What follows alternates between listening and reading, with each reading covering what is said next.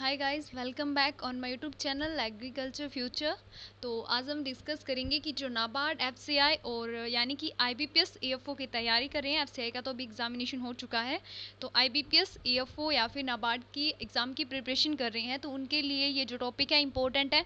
ये जो टॉपिक है सोइल एरोजन है, ठीक है, जो कि आपका सोइल साइंस एंड एग्रोनॉमी में इंपॉर्टेंट रहता है। इसमें हम सोइल एरोजन के बारे में पढ़ेंगे कि जो सोइल है वो उसका एरोजन कैसे होता है, ठीक है। तो उससे पहले अगर अभी तक चैनल को सब्सक्राइब नहीं किया है तो चैनल को सब्सक्राइब कर लें, और एक बेल आइकन होगा इसके पास में, उसे भी प्रेस कर दें ताकि जैसे इस चैनल पर वीडियो अपलोड हो तो आपको क्या है, नोटिफिकेशन मिलता रहे, ठीक है। ये जो इन पहाड़ों के बीच में ये जो खाइयाँ बनी हुई है ना, ये सोइल एरोजन की वजह से ही बनी हुई है। यानी सोइल एरोजन से क्या होता है, जो मिट्टी है वो क्या है, एक जगह से दूसरी जगह पे चली जाती है, उसे क्या बोलते हैं, सोइल एरोजन। अभी ये जो है ये किसी के द्वारा भी हो सकता है, यानी कि इसका जो है फैक्टर कोई भी हो सकता है।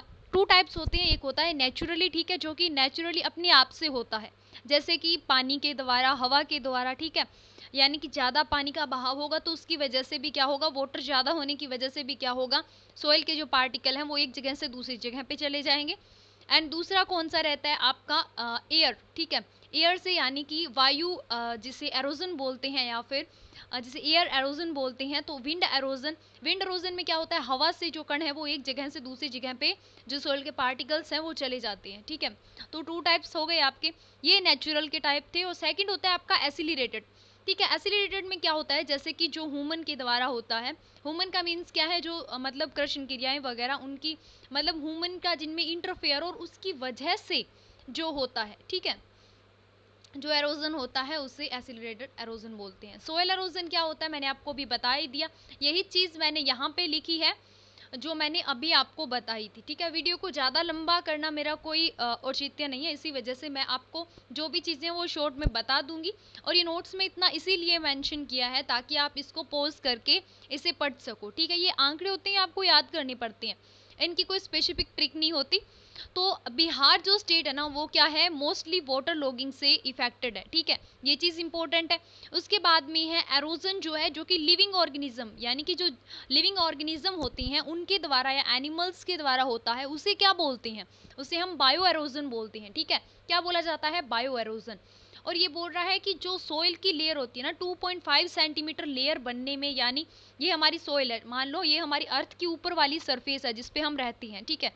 तो अर्थ की ये जो ऊपर वाली सरफेस है सोइल की, तो ये बोल रहा है कि ये जो ऊपर वाली 2.5 सेंटीमीटर लेयर है ना, ये बनने में कितने साल लगते हैं, 1000 साल लगते हैं, ठीक है। उसके बाद में फर्स्ट हम बात करेंगे वाटर एरोजन के बारे में, ठीक है। पानी की वजह से ये देखो यहाँ से ज़मीन कैसी हो चुकी है, ज़्यादा पानी के बहाव की वजह से, बाढ़ वगैरह कोई भी रीज़न हो सकता है, उसकी वजह से सोइल का एरोजन होना। इसकी अलग अलग स्टेज होती है, ठीक है। यानी कि किसी स्टेज से ज़्यादा नुकसान होता है, किसी से कम नुकसान होता है, तो उसके हिसाब से है इसको अलग अलग क्लासीफाई किया गया है, ठीक है। और ये जो है ये इन जितनी भी आपकी अभी क्लास हो चुकी है या फिर आपकी क्लासेस होंगी, उन सब के अगर आपको नोट्स चाहिए तो वो भी आपको मिलेंगे। ये पीडीएफ आपको हमारे टेलीग्राम चैनल पे मिलेगी और उसकी लिंक आपको डिस्क्रिप्शन में दी गई होगी, वहाँ से आप टेलीग्राम चैनल को ज्वाइन कर सकते हो और वहाँ पे इनकी पीडीएफ्स भी आपको प्रोवाइड करवाई जाती है। तो पहला जो है हम पढ़ रहे हैं वाटर एरोजन। वाटर एरोजन का पहला टाइप कौन सा है, स्प्लैश एरोजन। स्प्लैश एरोजन की से क्या होता है, ये है ना, मतलब फर्स्ट स्टेज है, ठीक है, वाटर एरोजन की, जिसके अंदर क्या होता है, जब हल्की वर्षा होती है, यानी कि हल्की जब बारिश होती है, उसे क्या बोलते हैं, स्प्लैश एरोजन बोला जाता है, ठीक है। उसे क्या बोला जाता है, स्प्लैश एरोजन, जो हल्की हल्की बारिश होती है, जिससे कि क्या होता है, हम कई बार देखते हैं ना, ये देखो इस टाइप से, यानी कि बहुत थोड़ी बारिश होती है, जिससे क्या होता है, इस टाइप से ज़मीन हो जाती है, यानी कि छींटे से पड़ते हैं, जिससे क्या होता है, सोइल के कण इधर उधर गिर जाते हैं, ठीक है। तो सेकंड कौन सा है, सेकंड रहता है हमारा शीट एरोजन। शीट एरोजन के अंदर क्या रहता है कि ये सबसे ज़्यादा प्रभावित होता है इससे, ठीक है। इससे सबसे ज़्यादा सोइल जो है वो क्या होती है, अफेक्टेड होती है, बिकॉज इसे आंखों द्वारा भी नहीं देखा जा सकता, यानी कि हम इसे आइज से नहीं देख सकते, ठीक है।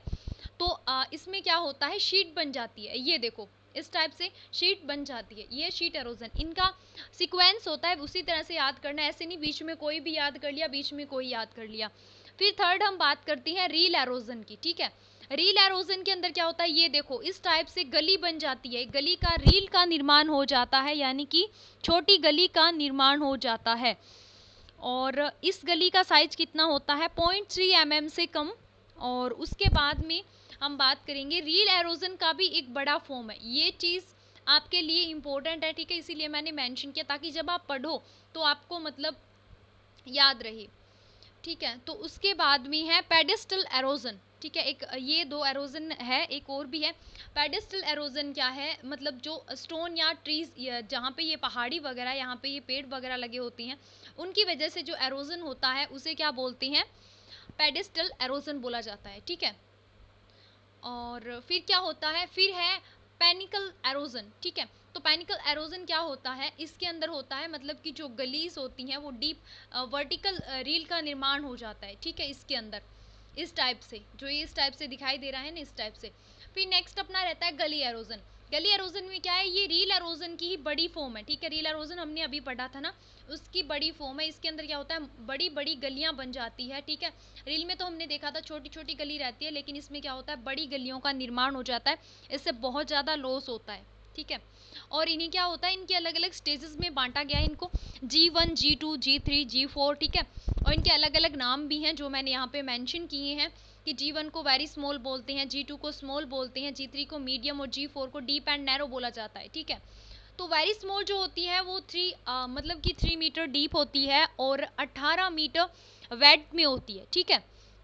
और इसका जो स्लोप होता है वो बड़ी होता है। और उसके बाद में G2 की बात करते हैं तो इसका मतलब डीप कितनी होती है, 3 मीटर होती है। और इसकी जो विड्थ होती है वो कितनी होती है, 18 मीटर से ज़्यादा होती है, ठीक है। और फिर G3 की बात करें तो 3 से 9 के बीच में इसकी डेप्थ रहती है 3 से 9 मीटर, और विड्थ कितनी रहती है, 18 मीटर से ज़्यादा रहती है, ठीक है। और स्लोप कितना रहता है, 8 से 15% स्लोप रहता है, ये इंपॉर्टेंट है। G4 की हम बात करें तो 3 से 9 मीटर कितनी क्या रहती है, इसकी डेप्थ रहती है।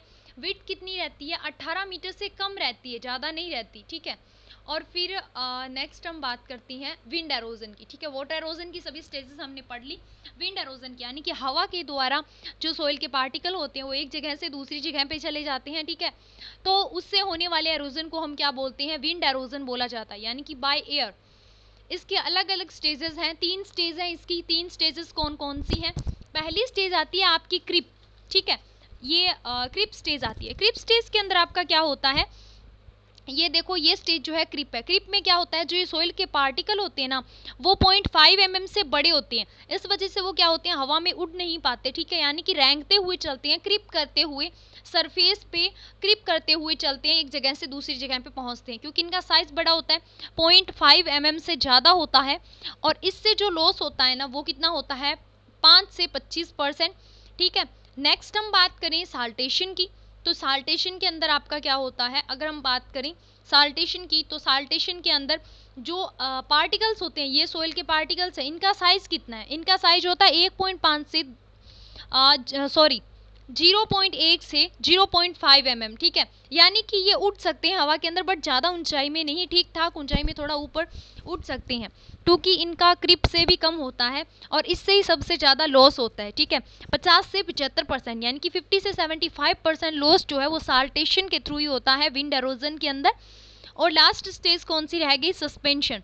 सस्पेंशन कौन सी स्टेज होती है, इसके अंदर जो ये सॉइल के पार्टिकल है ना, इनका साइज 0.1 mm से छोटा होता है, बड़ा नहीं होता, 0.1 mm से छोटा होता है, और 3 से 4% लॉस होता है, 3 से 4% लॉस होता है, ठीक है।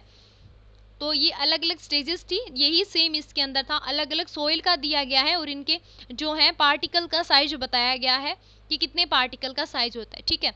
इन तीनों चीज़ों के अंदर डिफरेंस दिए गए, आपको पढ़ने के लिए इजी हो इसीलिए ये सारणी के अंदर मेंशन किया है।